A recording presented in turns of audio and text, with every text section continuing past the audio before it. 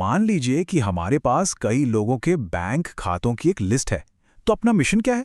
Mission है इनमें से सबसे अमीर इंसान को ढूंढ निकालना। सुनने में तो काफी आसान लगता है ना? चलिए देखते हैं कि इसे करते कैसे हैं।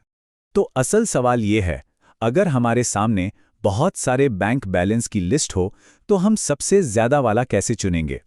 ये सिर्फ एक सवाल नहीं, बल्कि एक लॉजिकल पहेली है जिसे आज हम साथ मिलकर सुलझाने वाले हैं। सबसे पहले एक चीज बिल्कुल साफ कर लेते हैं। जब हम किसी की दौलत की बात कर रहे हैं तो हमारा मतलब है कि उसके सारे बैंक अकाउंट्स में कुल मिला के कितना पैसा है। इसी टोटल नंबर को हम आपस में कंपेयर करेंगे। चलिए इसे एक छोटे से उदाहरण से समझते हैं। मान लीजिए हमारे पास 3 ग्राहक हैं। पहले वाले के 2 अकाउंट्स में 1 और 5 हैं, दूसरे के पास 7 और 3, और तीसरे के पास 3 और 5। ठीक है, अब हमारा काम यहीं से शुरू होता है। कोई भी कोड लिखने या देखने से पहले चलिए इसे बिल्कुल वैसे हल करते हैं जैसे हम और आप करेंगे, मतलब अपने दिमाग से कागज कलम पर। इससे ना इसके पीछे का लॉजिक एकदम क्रिस्टल क्लियर हो जाएगा।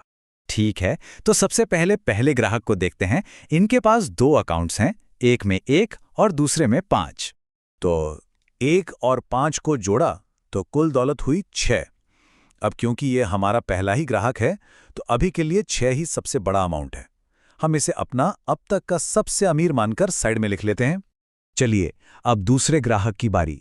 उनके खातों में हैं 7 और 3। इनको जोड़ने पे हमें मिला 10। अच्छा, अब देखिए 10 हमारे पिछले अब तक के सबसे अमीर यानी 6 से ज्यादा है। तो अब हमारा नया रिकॉर्ड 6 नहीं बल्कि 10 होगा। हम अपने रिकॉर्ड को अपडेट कर लेते हैं। और आखिर में हमारे पास है तीसरा ग्राहक, जिसके खातों में 3 और 5 हैं। इनकी कुल दौलत हुई 8। अब फिर से वही सवाल, क्या 8 हमारे अब तक के सबसे अमीर यानी 10 से ज्यादा है? नहीं, तो हमारा सबसे अमीर वाला रिकॉर्ड 10 का 10 ही रहेगा, कोई बदलाव नहीं।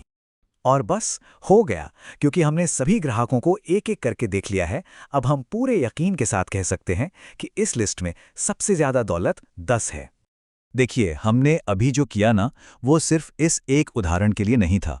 ये एक पक्का तरीका है, एक तरह की रेसिपी जो किसी भी साइज की लिस्ट पर काम करेगी। आइए इस रेसिपी को आसान स्टेप्स में तोड़कर समझते हैं। तो ये रहा हमारा 5 स्टेप का सिंपल सा प्लान। हम एक ट्रैकर बनाते हैं जिसमें हम सबसे अमीर का रिकॉर्ड रखेंगे। फिर एक एक करके हर ग्राहक को देखेंगे, उनकी दौलत जोड़ेंगे और उसे अपने ट्रैकर से कंपेयर करेंगे। अगर ग्राहक की दौलत हमारे ट्रैकर से ज़्यादा निकलती है तो हम ट्रैकर को अपडेट कर देंगे। बस यही प्रोसेस आखिर तक दोहराते रहना है। अब आता है सबसे मजेदार हिस्सा। अब हम ये देखेंगे कि हमारी ये जो सिंपल इंसानी सोच वाली रणनीति है, वो कोड की लाइनों में कैसे बदल जाती है। कोड की ये पहली लाइन हमारे पहले स्टेप जैसी ही है। ये एंस नाम का एक ट्रैकर या समझिए एक बॉक्स बना देती है। हम इसे शुरू में एक बहुत ही छोटी नेगेटिव वैल्यू देते हैं ताकि जब हम पहले ग्राहक की दौलत देखें तो वो यकीनन इससे ज़्यादा ही हो और हमारा ट्रैकर सही से काम करना शुरू कर दे। कोड की ये लाइन, जिसे फॉर लूप कहते हैं, असल में कंप्यूटर को दिया गया एक सीधा सा कमांड है। ये कंप्यूटर से कहता है, सुनो, लिस्ट में जितने भी ग्राहक हैं उन सब के लिए एक एक करके मेरे बताए हुए काम को दोहराओ, बिल्कुल वैसे ही जैसे हमने हाथ से किया था। अब उस एक ग्राहक के लिए जिसे कंप्यूटर देख रहा है, कोड उसके सारे बैंक खातों की रकम को एक एक करके जोड़ता है। ये छोटा वाला लूप सिर्फ एक ही काम करता है, किसी एक इंसान की टोटल वेल्थ का पता लगाना। और ये line ans equals max of money comma ans, यही तो असली जादू है। ये ठीक वैसा ही है जैसा इस स्लाइड पर एक तराजू कर रहा है।